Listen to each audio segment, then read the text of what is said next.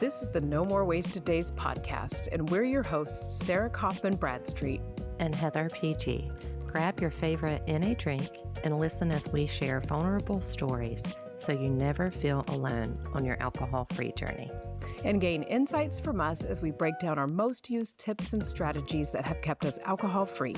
It's time to break free from wasting any more of your days to the drinking, blackout, hangover cycle. Welcome to another episode of the No More Wasted Days podcast. I'm one of your hosts, Sarah. I'm Heather. And we are super excited to be back. Heather and I are actually back from like a month-long break from recording. Yes, I'm so excited to be back. Me too. It's like something I knew I loved this, right? I knew that, right? Obviously. But like not doing it basically absence makes the heart grow fonder. That's what I'm trying to say. You were ready to get back. I know. And I've been editing some of our past episodes, so I feel like I didn't feel we're not doing this right now, because I was actually getting to listen to our material, which makes me feel like, there's Heather. Yes. But I told Heather before I hopped on, I was like, I have like a million things I want to tell you, but we should probably record and do this. But did you do anything exciting over the summer? Anything noteworthy? I did a lot of. You can we see we both talked about this before, so I'm just laughing. Sorry, you can see my face. I was like, I did a lot of like okay. For context, I am learning how to cook. Mm-hmm. So I did a lot of like that type of stuff, and I did a lot of like Heather sober shenanigans stuff, and like pool time with my daughter, and I got a kitten, which is huge and exciting. And her name is Kidney Houston Hart. And, like stuff like that. But like, I didn't go on any big vacation. I didn't go, nothing revolutionary happened. Yeah. Other than shenanigans and a kitten. That's really, it's almost identical to me. I got a cat. I know. It's black. It looks just like Heather's, you guys. It's like, and we went in and I adopted a kitten, I think a week after Heather. I knew she had adopted a cat. My daughter has been asking for a cat for probably a year and a half. We told her that when she finally moved into the house, she could get a cat. She moved into the house, and then the bothering didn't stop. When are we going to go get the cat? When are we going to get a cat? When are we going to get a cat? Yeah. So we have Cosmo is our cat. And it was the name that he had at the shelter. We adopted him. He was 15 weeks when we adopted him. And they say his birthday is on April 15th, which is a day before my birthday. And we are all April birthdays in our family. So when they said that, I was like, he's meant to be. But he's lighting up my life. I love this little guy. Yes. And I've never had a kitten. I've lived with other people's cats. Ryan had a cat when I moved in with him. My sister had 2 cats when I lived with her, but I've never lived with a kitten that was mine. Kidney Houston Hart is a May baby also. Oh, nice. I'm a May baby. My daughter's a May baby. Look at us, like having, oh my gosh, no pun intended, cosmic stuff going on in similarity with cats and we birthdays. Really are. I know. Love it. Yeah, because I texted Heather. I was like, I have a cat that's just like yours now. And besides that, guys, I've been building a house. My kids just went back to school today. It was first day of school before we started recording. And I usually am not like, I'm always happy for them to go back to school because I'm a person that likes routine. But I am happy for them to go back to school because I think they needed it. I feel like it was really the most boring summer over here in Washington for me. Just all we were doing was building. We had the kids helping us build. So the deck is almost done. And we're just racing to get now our final certificate of occupancy, which we have to be ready for at the end of November. That's all that's happening with us. That's all. Just building a house. I mean, you say that. Biggie. I'm like, oh my God. Because I got my own Heather-sized drill. What do I mean by that? It's like my own drill that I picked out that was made for me. Like not really made, but anyway, I'm really excited. No, it's important that the drill fits well in your hand. Like I picked one out when we started the build, but Ryan uses it mostly. But I did pick it because it was smaller, fit in my hand better, and it's a little bit too much drill for me. So oftentimes I use our older one. Yes. So gotta do drill But I learned a few things about drilling. So every time I'm doing something with the drill, I think Sarah's building her house. Do it, damn it. Like, just Just do hang the it. picture up. Hang the curtain. But anyway, that's what we've been up to. We have missed getting to you guys regularly, and I'm excited that we had our past 3 episodes coming out now that we had recorded before we took our break, because I feel like, oh, we're back in the podcast game now. So I hope everybody listening had a good summer, and we're going to dive into the topic, Let's which, do it. all right. Actually, I asked my audience on Instagram, I just did a quick little ask me a question on or answer a question. Yes, I asked a question on my TikTok. I asked a question on my Instagram stories. Oh, on my what? I asked a question on my Instagram stories. What topics would you like us to cover on the podcast? Just because we have an ongoing list.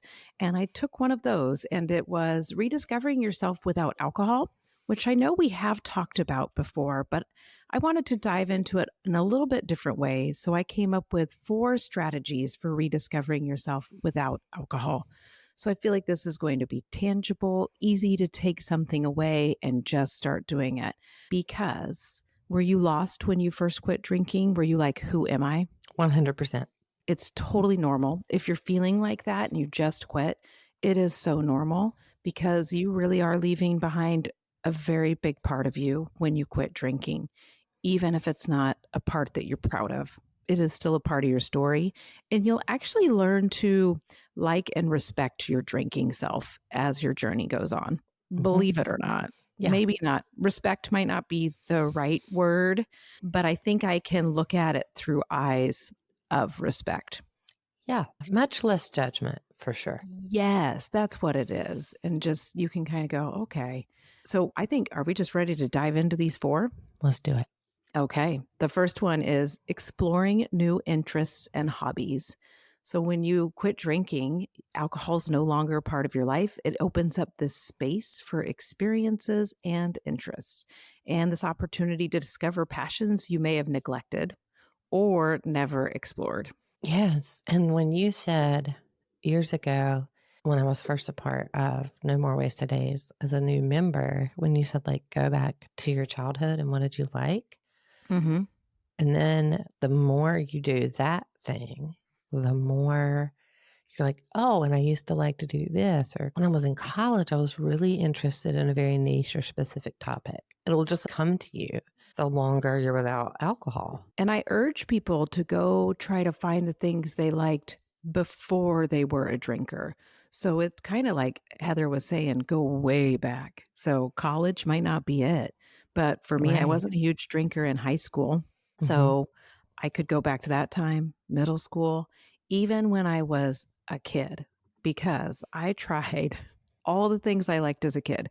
And one of the things I liked as a kid was riding a bike. And I tried it again as an adult, and I hate it. I hate it so much. So I learned that about myself. Like I was like, Yeah. okay, that's not you without alcohol. And I think that that process is even liberating, of trying the thing and finding out, wow, I hate that thing. Yeah. Because you don't know. And I say it so you're not discouraged. So you're not like, well, I'm trying all these things and I don't like any, because something's going to stick. What are some of the things for you from your childhood? I loved to read so much. And I started reading a lot when I quit drinking. And I loved and still do music. Some of the things in current time that I have been doing to get me out of my musical comfort zone is like exploring new music. I go on Apple Music and I'll listen to today's hits or whatever. Yeah. And there's this person I follow on Instagram. I wish I could think of their name. And she'll give a couple up and coming artists, and I'll type it into my Apple Music and create a new playlist. And then I have that to jam out to. And what was helpful was taking the Enneagram online and learning more about my personality and leaning into that and astrology and human design, and anything that really could tell me about me was really helpful. And it helps you when you know more of those things to be more confident when people are like, hey, do you want to go do this thing? Like my husband right now is saying, hey, do you want to climb Mount Hood someday with me? And I said, no, I absolutely don't. I have zero interest, but I think that is so cool for you. I think you should pursue that. But some of the things from my childhood that I've brought back are crocheting. I am researching right now. I'm fixated on this right now. Doing a temperature blanket. Have you ever heard of that? No. It's where you crochet a line every day in a blanket and you pick the color based on what the temperature is of the day. So you do it for the whole year and you have a 365 row blanket when you're done. Swimming is another thing that I always have loved. And I've forced myself every time we're by the lake that we all swim by, I get in this summer. Even when I've been like, it's so cold, I don't want to get in, I don't want to get in. I just have made myself and I love it.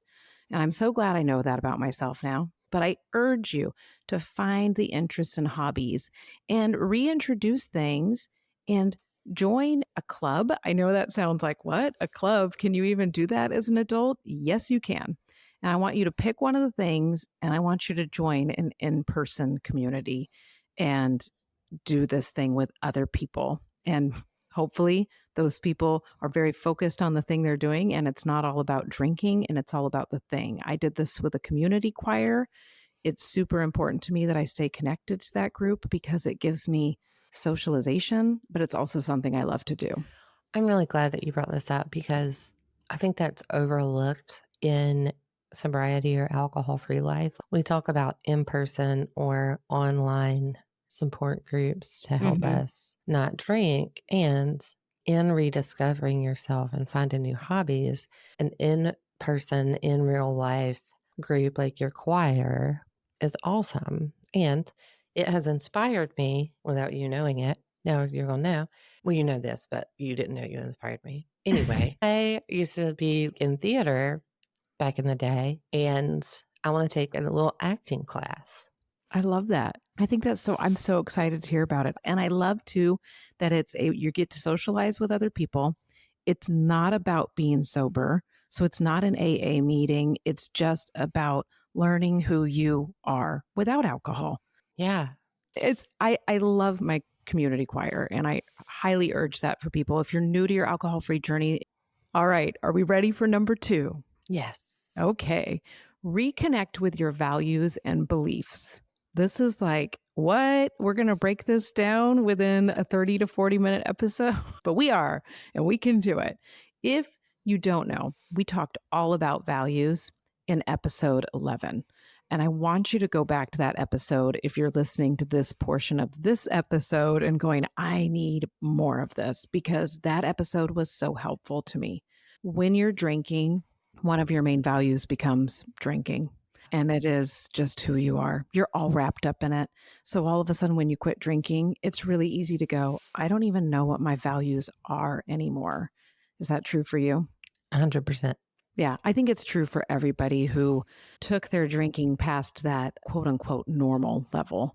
It Right. just, it became my job. It became my hobby. It became my personality. It Right. was who I was. So all of a sudden, like when Heather even talked about it, and that was me being 4.5 years into my alcohol free journey, I was like, what are my values? And through listening to that episode, I learned that my values are joy, family, helping other people through no more wasted days, and connection with nature. Those are just ones that I can think of off the top of my head. Can you think of some off the top of your head? Yeah. Integrity. And what that means to me is what I say and how I act are the Yeah. same. And family and helping others, like in my coaching business, and just helping, just try to help somebody every day in some capacity, some way, shape, or form. And honesty and definitely happiness slash joy. So we have similar values. Yeah, we do. And we learned these values because Heather walked us through questions you can ask yourself. So one way to find these values is to journal. And I think when we just say journal, it's very open-ended, but there are questions you can actually journal about.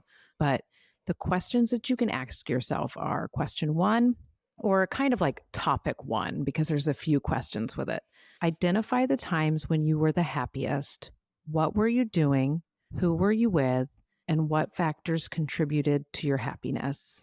I wasn't gonna have Heather and I answer these just for the sake of time. You can go back to episode 11 and listen to us, but I will put these questions in the show notes too, but I'll repeat this one. So, identify the times when you were the happiest. What were you doing? Who were you with? And what factors contributed to your happiness? This one helped me so much. So, and then the next one is recall moments of pride. Why were you proud? Did others share your pride? And what factors contributed to these feelings? And I'll say it one more time so you don't have to replay. Recall moments of pride. Why were you proud? Did others share your pride? And what factors contributed to these feelings? And what you can start to see is that you're always talking about who were you with? Who were you sharing Mhm. this with? That really, really is important. And then the third area that you can journal on is reflect on times when you were the most fulfilled and satisfied. What needs or desires were fulfilled? How did these experiences give your life meaning? And I'll say it one more time in case you're listening and you're trying to write it all down, but remember it'll be in the show notes too. Reflect on times when you were the most fulfilled and satisfied. What needs or desires were fulfilled? How did these experiences give your life meaning? Yeah, Isn't it's fun to hear those again and be like, "Oh, I need to do this again." I do. I most certainly do. I'm glad that you put this in here. And I want to say if you were drinking during these moments, say it was your wedding day or say it was a Mhm. Tuesday, it's okay if you were Yeah. drinking during these moments of pride and happiness and whom you were with. It is okay. No judgment, y'all, to Yeah. yourself. It's just such a good way to highlight and spotlight time frames, who you Mhm. were with, and it just really gives good perspective for sure. It really does. And I love that you mention it's okay if you were drinking during those things because I think a lot of times we do think, oh, I can't use that moment. Maybe that was false happiness, you're thinking. It's okay. It's kind of like the going and trying your interests and hobbies again.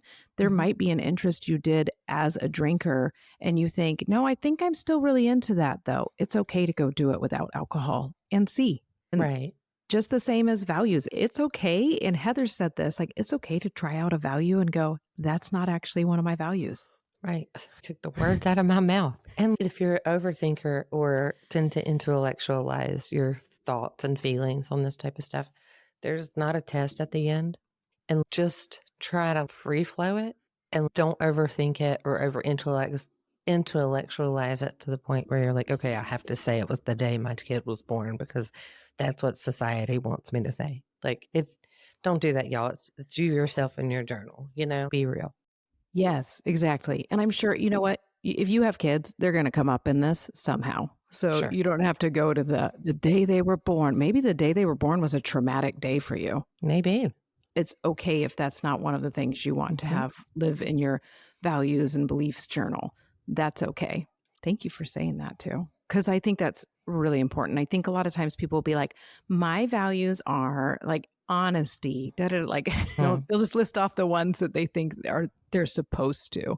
And right. it's okay. Like one of mine is connection with nature. That's probably not a lot of people's, but I think it's something that brings me back to who I am, Mm, and that's really what this is all about. Who are you without yes. alcohol? And it's really hard to know who you are.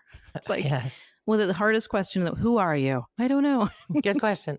If you're loving this topic and you're thinking, I wish I could dive in deeper to these kind of topics with Heather and Sarah, you can always join our Daymakers community where we host weekly group coaching calls where we would do a call on values and then actually have time to talk about it with you Hmm. and really go through it. And then Heather does one on one coaching where she can actually break down your values or interests and hobbies and just all these little things we talk about. If you want more attention on you for these things and work with us in those ways, and the Yeah, links are always in the show notes for both Daymakers or one on one coaching, check it out and see if it's a good fit for you.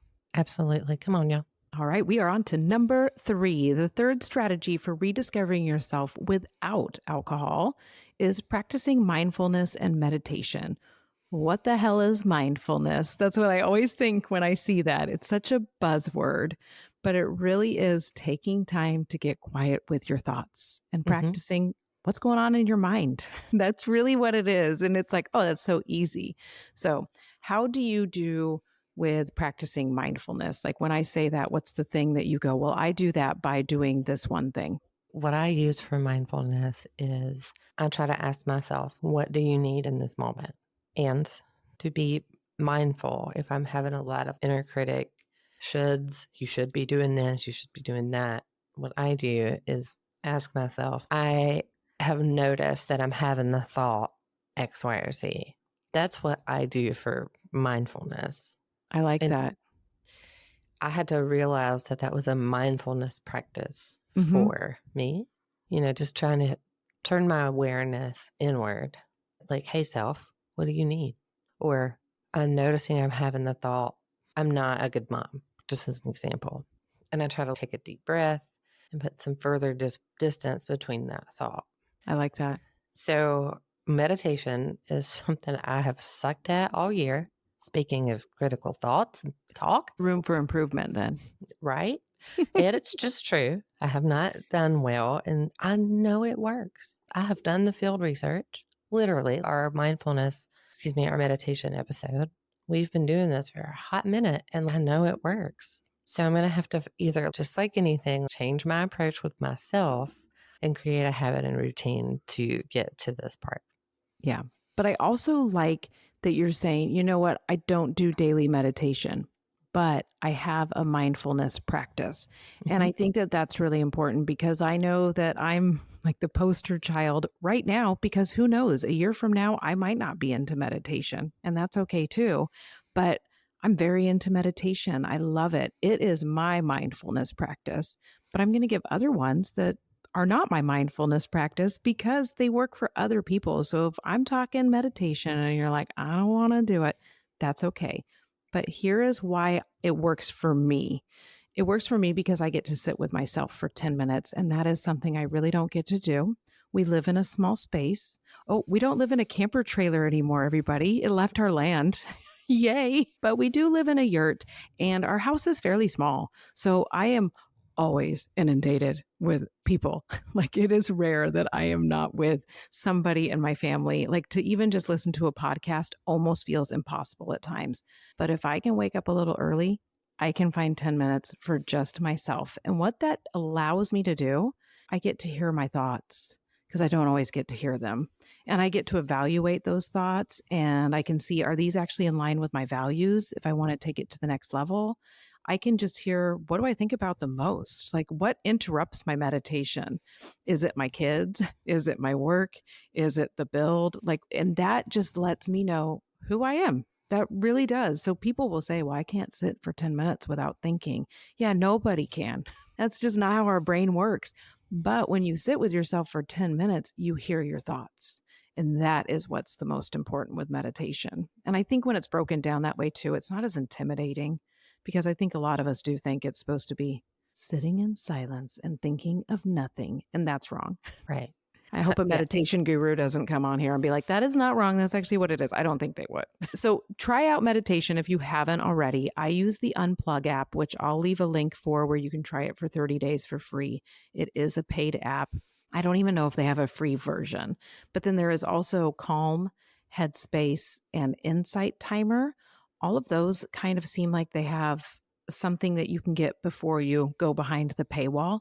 So check those out. The next thing you can do if you're like, meditation's not for me, no, thank you, is deep breathing exercises.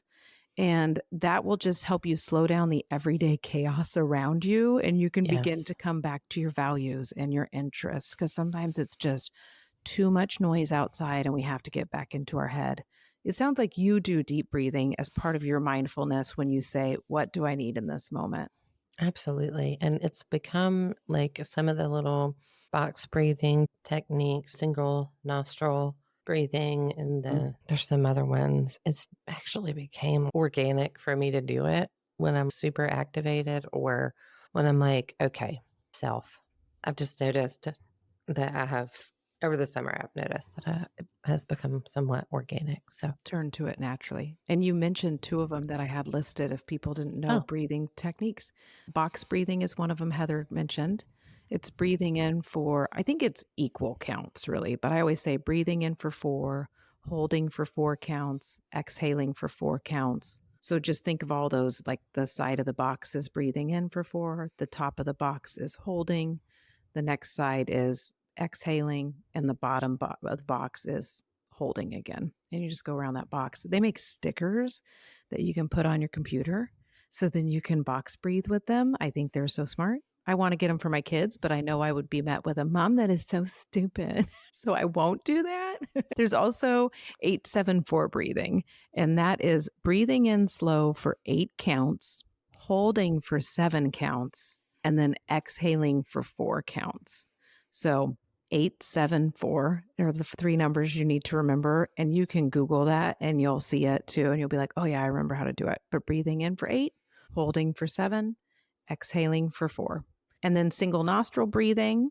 And then one other one I do is for like 3 or 4 short breaths in through the nose and kind of forceful, like people can hear you doing a really trying to get the air really far back there, right? And then a long exhale out of your mouth, like you're blowing out through a straw. So, and it's supposed to activate the vagus nerve, and that'll bring you back to your nervous system. It'll reset your nervous system for you. So these things are super easy, and they just will quiet the chaos and get you back to you. And then the very last one is a mindful walk or a sensory walk. It's going on a walk and thinking through all of your senses. And I saw Heather smile probably because one of our day makers talks about this all the time. It's her thing. Yes. It's what got her through cravings. So just remember, this is something you can do even for cravings, all of these things. So Yeah. going on a walk thinking, what do I see? What could I touch? What would it feel like? What can I smell? What can I hear? And what could I taste? Which is kind of weird if you're on a sensory walk. But you might be like, oh, if you're walking in a city, you might be like, oh, I'm walking by an Indian restaurant. I wonder what their food would taste like. I wonder what the texture would feel like in my mouth. So you don't actually have to taste the thing. You could just think, I wonder what that would taste like. And that's enough. Yeah. I do this every time I go pick up my daughter from school. Oh, I love that. Like as I'm walking up the sidewalk, because I think it's a good reset. Mm-hmm. And I 10 out of 10 recommend. Yeah. The sensory walk, or even a sensory reset. You don't even have to be walking. You could be driving and go through your 5 senses. And then if you're like me, all the time in the middle of them, you have to go, did I just do all 5 senses? But it still brings you to that present moment, which is part of being mindful. All right, number 4, we have made it. Are you ready? I'm so ready. I feel like this one is one of Heather is so good at talking about this. So invest in self-care. Yes. It is taking care of your physical, mental, and emotional well-being. It's crucial for maintaining your sobriety and rediscovering your best self. If you're not feeling your best, you're not going to discover your best. So the easiest way to become your best is start taking care of yourself. Is self-care bubble baths? I mean, maybe. Right? Maybe, for real. Like, I love a good bath moment with some Epsom salt and some bubbles. Right. But it not is in the not always. context of like you see on television and what we are sold in that. Yeah. I think people kind of go, I mean, well, and one of the things you got to, like, when I say, is a bath a part of self-care? Yes, because it's hygiene.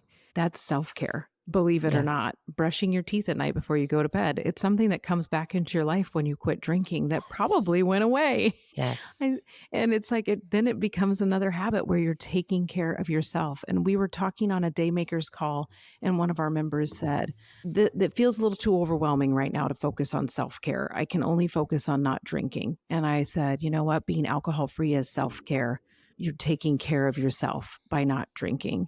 And when I said that, like a light bulb went off for that member, and you could tell they were just like, oh, okay. So don't overthink this. So some of the things you can do for self-care, regular exercise, think of it as movement. If exercise is a word that intimidates us, because it intimidates a lot of us, it's movement, walking, dancing. So don't overthink that. Healthy eating, again, don't overthink that either. Just think about, am I eating more fruits and vegetables than Cheetos? Like, Yes. Cheetos is mine that I use because, God, I love Cheetos. Yeah. Is this fuel? Will this fuel my body to do the thing? Exactly. And I wrote down, you can't trust your brain when it's running on Cheetos. No. And I No. just that cracks me up so much, but it really is like when your brain is only running on heavily processed foods, it is just not going to work as efficiently as it could. And then you can't find your true self because your brain is working off of lots of chemicals and it's just being like, I'm not working well for you. I can't do this. Or your brain Yes. starts really spiraling. That's when I notice that I'm having the most negative thoughts when I'm eating really crappy, or the last one that I was going to talk about, when I'm not sleeping well. So, sufficient sleep, getting yourself into good sleep hygiene habits. It's that whole you can't trust your tired brain either. So, you can't Mm-mm. trust your Cheeto brain, guys, Nope. and you can't trust your tired brain. It's like a No. shirt. I can't I trust my Cheeto know, brain. right? Like, this is a total meme. Like, you cannot trust your Cheeto brain. It's a Really lie. can't. It is. It's a lie when it's telling you you need Cheetos. It's not a lie when it's telling you that Cheetos are delicious. Like, yeah. But it is like if you're in survival mode because you're not getting enough sleep, then your brain's just going in this really crazy circle round and round and round. And just be sure you're checking out your sleep hygiene. What's your nighttime routine? Because I feel like you have a better one than me. I have a little bit of downtime after my daughter goes to bed and take a shower. And then my device that talks, I can't say their name, at 9 o'clock will tell me it's time to take your medication. And it'll tell me a humorous self improvement joke. Oh, that is so cool. And I look forward to it because I just do, because I didn't even know this was a thing. So then I'll take my medicine and then I make sure that my lights are off. It's long, but it works for me. And the shower encompasses the skincare routine and the lotion, all the things. And then Rinsing it's off the like, negative energy of the day. yes. And then in comes take your medicine. And then I will try to stay off scrolling social media and read an actual book. And I have learned to like put the phone down and actually lay my little head on a pillow and just go to sleep Yes. without a device in my hand. And personally, that is huge It for me. is. Oh my, I'm so glad you mentioned the phone because, oh my God, the phone has gotten back to my nightstand. I know, we moved from the trailer to the yurt. Somehow my little electric clock, my little battery powered clock, that is my alarm clock, kind of died. I can't figure out if it's worth trying to fix or if I just need to get a new one. So in the interim, I've been using my phone. And oh my God, hello, my name is Sarah and I'm an addict. Mm. I'm totally going, oh my God, it's back. And I thought I could handle it. I'm such a dumbass. You can't have just one. You know it, and I No, know it. I can't. So I've started waking up, scrolling my phone. I have downtime set. I have to hit buttons that say bypass downtime so I can get 1 minute of Facebook before I get out of bed. And I'm like, are you kidding me? So that I'm making a commitment here that I am getting a new alarm clock and getting this off of my nightstand and getting it put across the yurt. So it's like away from me because it's interrupting my sleep hygiene. And it's only been a few days, but I'm like, nope, this is not working for me. I'm sitting there researching temperature blankets before I go to bed. One thing leads to another, and I'm watching Instagram stories, and I'm like, how did I get here? Why am I here? I don't Mhm. even know this person. Right. So anyway, I'm glad you mentioned that because it's like I need to say it here on the podcast that I need to get back to that. One other thing I want to talk about with self care. If you're listening to all of this, I want you to go through and go, okay, I can do all these things by myself and it'll be great and I can work on it. If it's not working by yourself, then consider counseling or working with a therapist. You can figure out if it works with your insurance. If it doesn't work with your insurance, look at something like BetterHelp. It's maybe a lower cost option for you, or work with a life coach like Heather. A lot of times, those are a lower cost option, or something like the Daymakers community. So if it's just you're going through all these four strategies, you still feel like you just can't find your sense of self in your alcohol free life, consider working with somebody outside of you because it really does help. 100%. I have every single one of these in my pocket. Like, Mhm. I have two therapists, I have a life coach, I have day makers that I like participate in as a person, not just Yeah. a coach. And it's what has made the biggest difference in my life in terms of finding myself, figuring out these values, support, like hey, y'all, somebody help me, hold me accountable or accountable in terms of meditation. Like that's always an option, right? Yeah. And like I've met such amazing people. It really does help. So even if it's not the day makers you're working with, Heather, I want you to find that working with Hmm. somebody that's not you. If you're going through all of it and it just feels like it's not working, because I don't want to be like, oh, you have to do this thing. If you're just feeling like you need that extra support, then go for it. Because I feel like Yeah. I need it in certain areas of my life. And it's interesting when you work with a coach, you'll think they're not even really doing anything, right? But they are because they're keeping you accountable. And it is this huge, huge thing. So I highly recommend all those options. And those are what we have for you for the 4 strategies. I'm going to just go through them. So I'm going to say them super fast. So, number 1 was exploring new interests and hobbies. Number 2 was reconnecting with your values and beliefs. 3, practice mindfulness and meditation. And 4 was invest in self care. So I really, really hope that this helps. And I'm going to throw this out there. I would love it if you gave us a rating on whichever app you're listening on. But over on Apple, we happen to be at 78 ratings. And I would just love to see that bump up to 100. So hit the stars. It takes maybe a few seconds to just hit that star button. And it is honestly the best way to support our podcast, and it's totally free. Yeah. Come on, y'all. It helps us stay visible so that we can help others. And it's just like Sarah said, it's a really amazing way to support us. And it is absolutely zero cost. Exactly. All right. And be sure to check out the links in the show notes of episodes that I mentioned and of the Daymakers and life coaching. And we will be in your ear next week. That's right. Bye, y'all.